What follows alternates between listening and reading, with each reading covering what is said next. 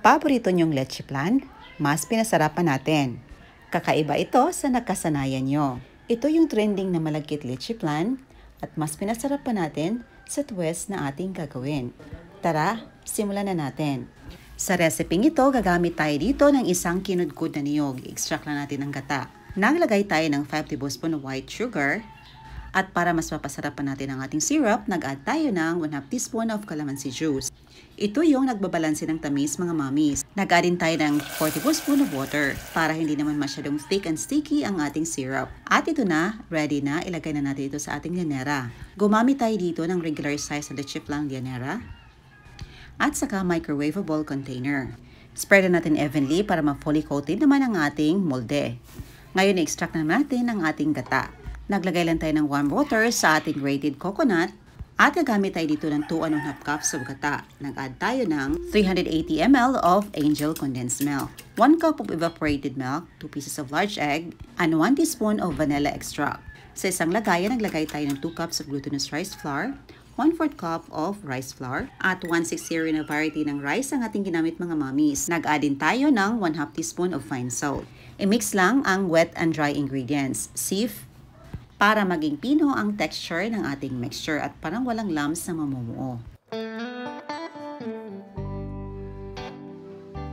At dito nag-harden ang syrup na nilagay natin sa ating llanera, ibuhusan natin ang ating mixture. Yung katatamang dami lamang ating ilagay para hindi naman ito aapaw. Lagyan din natin ang ating microwavable container, mga mamis. Mas mainam itong gamitin kung pang negosyo ito, kasi very easy at convenient itong gamitin. Pagkatapos maluto, papalamigin, takpan at ibenta. O diba? Magandang ideya ito, mga mamis. Lalo na papalapit ng Kapaskuhan, the best itong ibenta. Ngayon lutuin naman natin. Dapat rolling boil talaga ang water, mga mamis, before natin isalang. Pwede nyong lagyan ito ng foil para wala talagang water na mapunta doon sa ating mixture. At dito tinakpan ko lang ating lid ng clean cloth para walang water na mapunta doon sa ating mixture. Steam for 25 to 30 minutes over medium flame sa ating leche flan llanera. At para naman sa microwavable container, yung half size steam natin for about 20 to 25 minutes over medium flame. At yung malaki naman na plastic container, steam natin ito ng around 25 to 30 minutes over medium flame. At dito nagluto tayo ng additional syrup kasi kinulang yung ginawa natin kanina, mga mamis. At itong hindi natin nilagyan ng caramel syrup, ayan, pagkatapos maluto, inubura natin ito ng caramel syrup sa ibabaw. Pinapalamig muna natin ito, mga mamis, before natin i-unmold. Dito, dinaganan lang natin ng cake slicer ang gilid nito para madaling matanggal ang ating malagkit leche flan. So, ito na ang ating napakasarap at ang ganda talaga ng luto ng ating malagkit leche flan, mga mamis. Perfect talaga.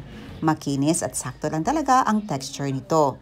The best ito sa darating na Kapaskuhan, mga mamis, at siguradong mabenta ito.